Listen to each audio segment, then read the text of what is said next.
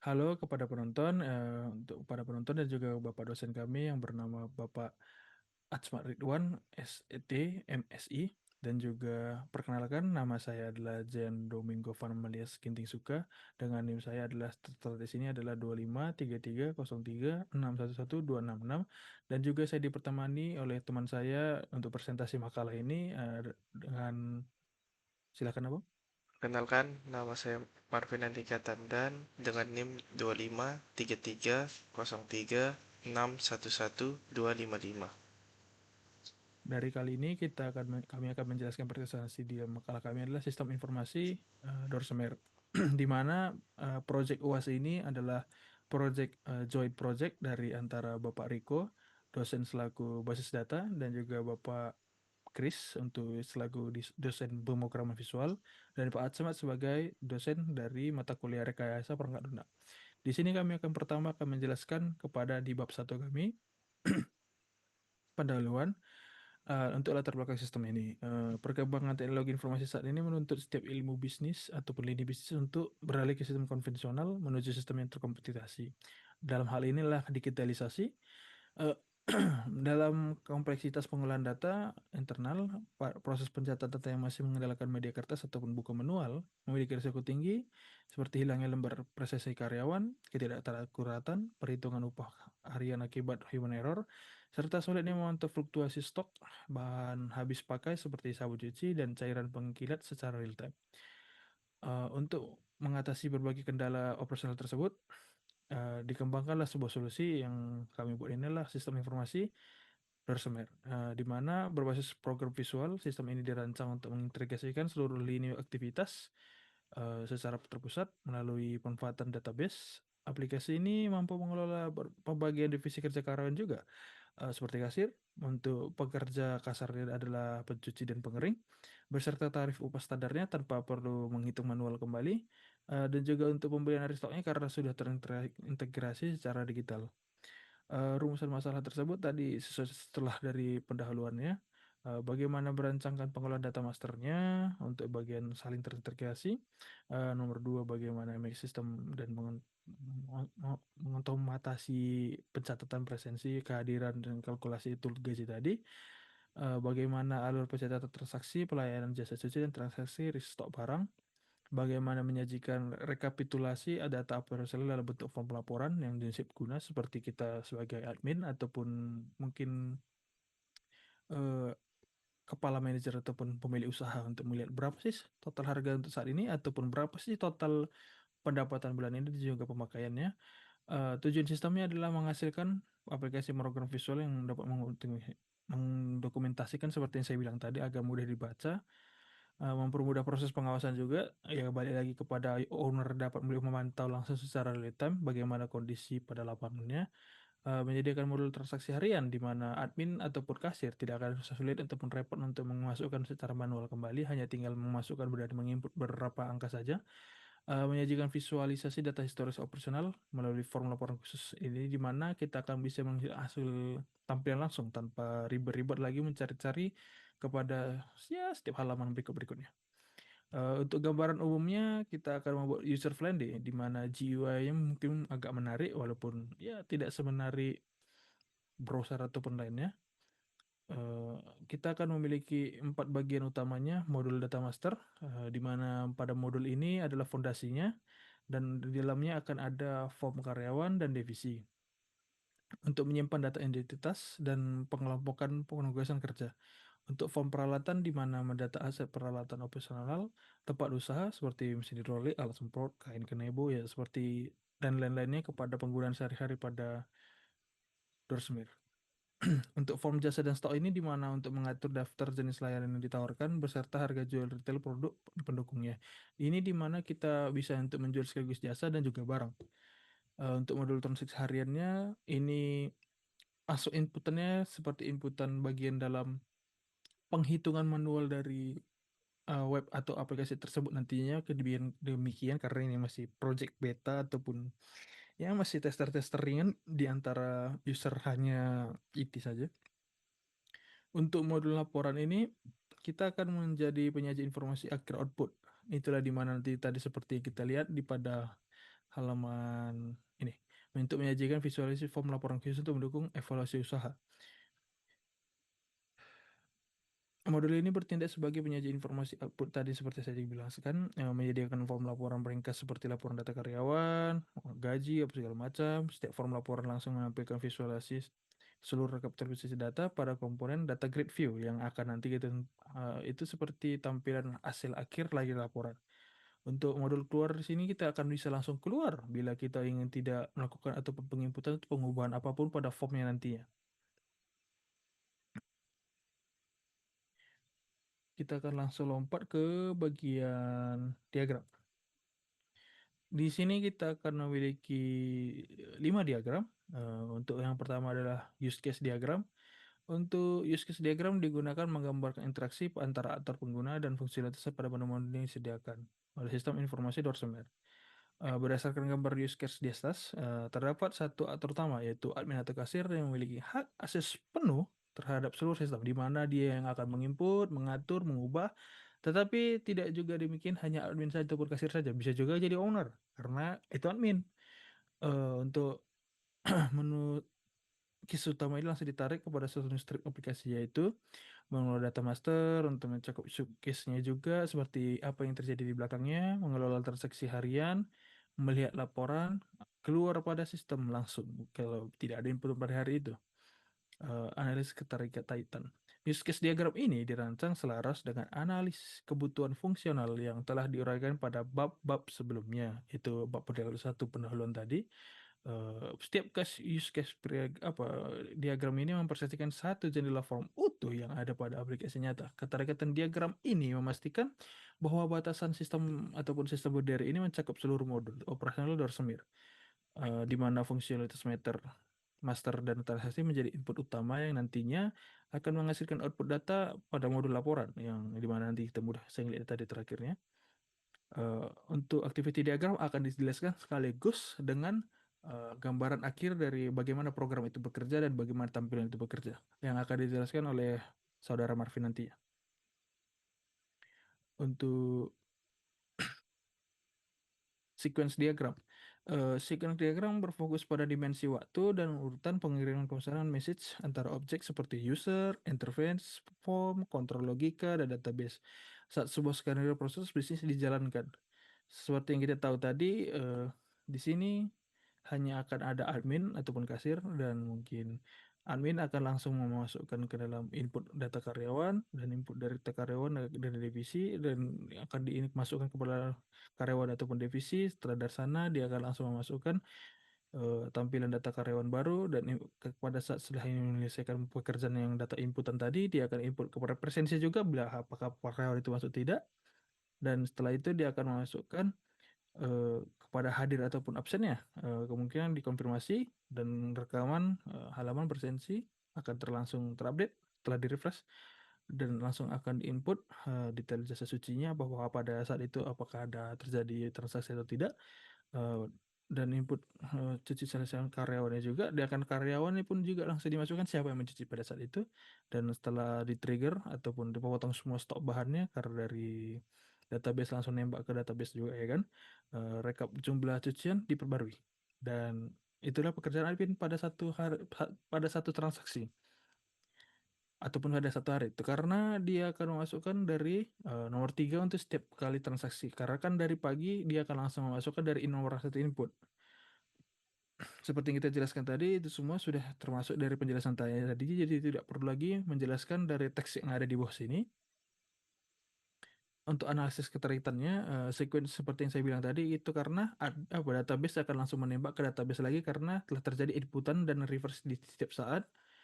Eh, Sequence diagram memberikan gambaran arsitektur teknik bagaimana antarmuka visual aplikasi yang telah dibangun berkomunikasi dengan SQL Server, di mana yang seperti kita tahu tadi pemrograman visual akan bekerja sama dengan database-nya. Keterkaitan dengan analis kebutuhan fungsional adalah membuktikan bahwa fungsi otomatis seperti kalkulasi total biaya restock atau penghitungan total gaji diproses melintasi lapisan logika sebelum akhirnya disimpan secara dalam tabel database. Seperti yang kita lihat tadi, di sini akan terjadi trigger potong master stok bahan dan akan langsung diproses kembali ulang dan rekap akan diperbarui. Maka pada saat itu juga akan terjadi yang namanya restocking barang. Ini kan melakukan pengeluaran barang dan akan terjadi juga restock barang karena database sudah menghitung secara manual, otomatis manual. Kelas diagram.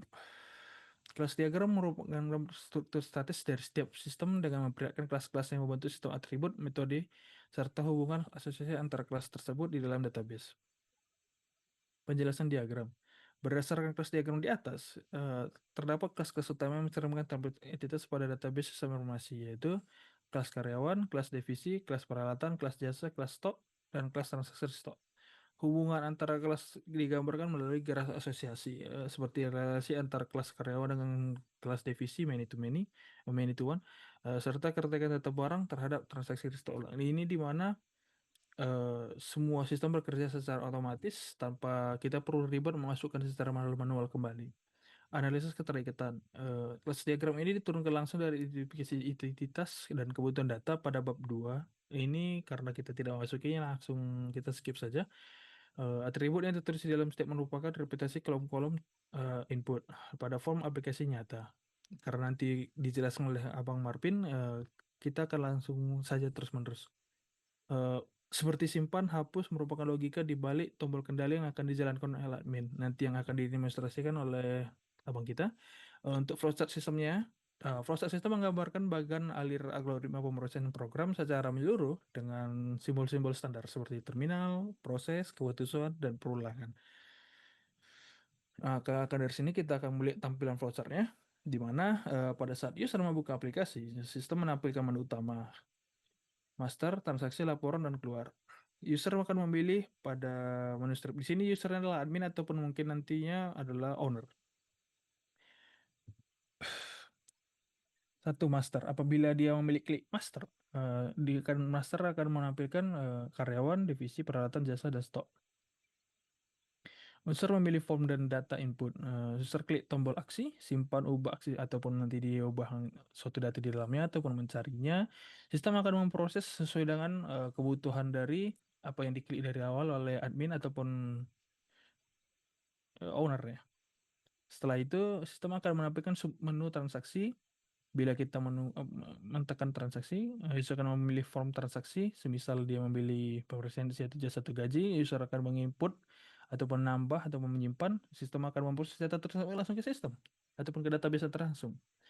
Bila jenis transaksinya adalah resto ulang, user akan pilih supplier dan barang, user klik, sistem menghitung otomatis biayanya. Bila suatu waktu tidak ada perubahan biaya ataupun ada perubahan biaya kena langsung otomatisasi juga, sistem akan langsung mengambil stok dan akan menampilkan submenu laporan. User akan pilih jenis laporan, sistem membuka form dan menampilkan tabel data, sistem menutup seluruh aplikasi. User klik tombol keluar pada form aktif, itu akan langsung membuat form itu langsung tertutup ataupun kembali ke menu utama. Dan pada saat di menu utama bisa langsung tekan keluar juga. Penjelasan untuk diagram ini sudah saya jelaskan juga karena flowchart system ini melakukan logika aplikasi dari awal hingga akhir. Pilihan satu adalah master kata tadi karena itu adalah pemrograman visual. Transaksi mengarahkan pencampuran jenis transaksi seperti kita lihat tadi pembagiannya, pilihan tiga laporan, ini adalah penampilan dari rekap-rekap data yang telah kita masukkan ataupun pada hari itu. Pilihan 4 keluar akan membaca pembahasan sistem pemrograman berakhir yaitu tombol keluar tadi. Selama pengguna tidak memiliki opsi ketiga, sistem menggunakan logika perulangan, loop, repeat, ataupun while yang akan mengembalikan pengguna ke halaman menu utama setiap kali kita selesai menyelesaikan suatu form. Analisis keterikatan. Flowchart sistem ini bertindak sebagai rangkuman prosedur dari seluruh diagram UML sebelumnya. Jika use case dan kelas diagram bersifat statis, flowchart ini bersifat sangat prosedural dan mencerminkan algoritma jalannya kode program di balik layar aplikasi pemrograman Visual Doorsemir. Keterikatannya menjamin bahwa logika eksekusi program di komputer berjalan, runtut, konsisten, dan bebas dari kesalahan patologis saat dioperasikan oleh kasir. Untuk maka dari itu kita akan langsung ke bagian penjelasan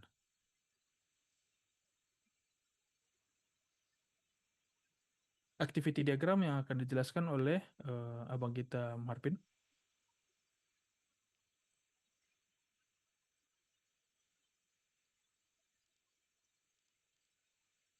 Berikutnya saya akan menjelaskan tentang activity diagram pada sistem informasi Doorsemer. Seperti yang terlihat di sini ada tampilan pertama program sebelum dijalankan. Ini adalah tampilan program ketika dia sudah dijalankan. Mari kita buka activity diagramnya. Pada saat membuka aplikasi sistem informasi Doorsemer, dia akan menampilkan menu utama yang terdapat master, transaksi, laporan, dan tombol keluar. Jika kita memilih salah satu opsi pada menu stripnya itu, maka kita akan mencoba pada pilihan satu. Kita pertama akan masuk kepada menu master. Pada saat kita masuk ke dalam menu master, maka dia akan menampilkan submenu master yang terdapat data karyawan, data divisi, data peralatan, data jasa, dan data stok. Jika kita mengklik salah satu submenu master dan mengisi data, mari kita buka data karyawan. Seperti yang terlihat pada data grid view di bawah ini, yang pada ID karyawan 2, dia terdapat ID divisi 3. Jika kita mengklik di sini ID divisi karyawannya adalah 2, kita tekan tombol cari, maka dia akan otomatis terisi. Lalu jika kita ingin mengubah ID divisi yang menjadi ID divisi 2, kita hanya tinggal tekan tombol ubah. Maka akan keluar data berhasil diubah, dan seperti yang terlihat di sini ID divisinya yang awalnya 3 berubah menjadi ID divisi 2, yang mana di sini dengan activity diagramnya terkait dengan berinteraksi dengan tombol aksi from master, dia akan merespon tombol simpan, ubah, hapus, bersih, ataupun cari. Maka dia akan memperbarui tabel data grid view from terkait seperti yang tadi ID divisi 3 berubah menjadi ID divisi 2.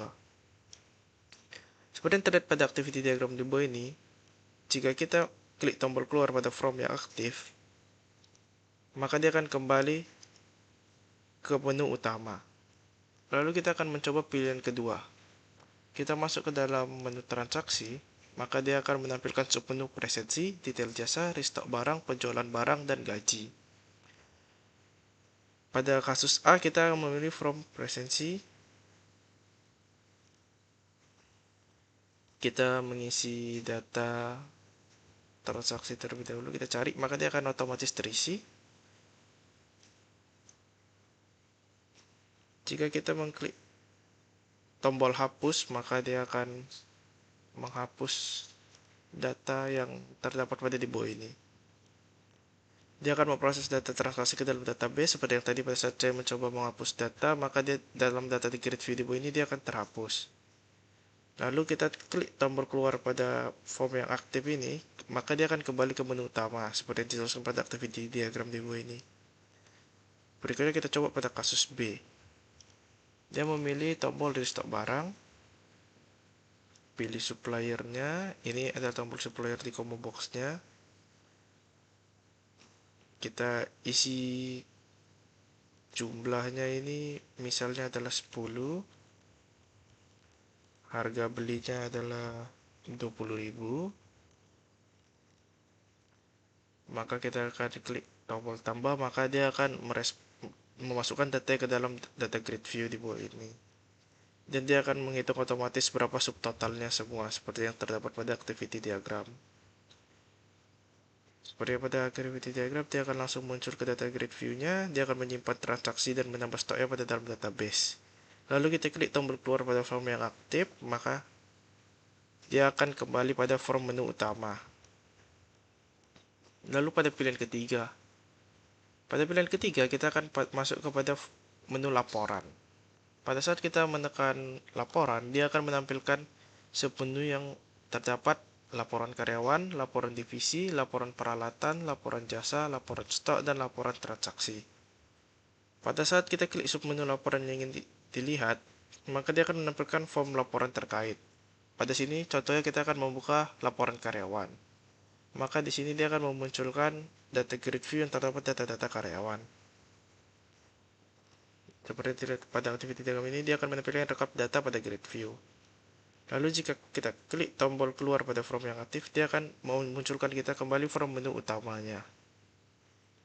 Lalu pada pilihan keempat, kita akan ada tombol keluar, yang mana dia akan menutup seluruh sistem informasi Doorsemer yang sudah kita jelaskan dari tadi. Ya, di sini kita akan menekan tombol yes, maka dia akan menutup seluruh program sistem informasi Dorsemer. Berikut penjelasan kelompok kami tentang sistem informasi Dorsemer. Mohon maaf jika kami menyampaikan kata yang kurang tepat. Sekian presentasi dari kelompok kami. Terima kasih.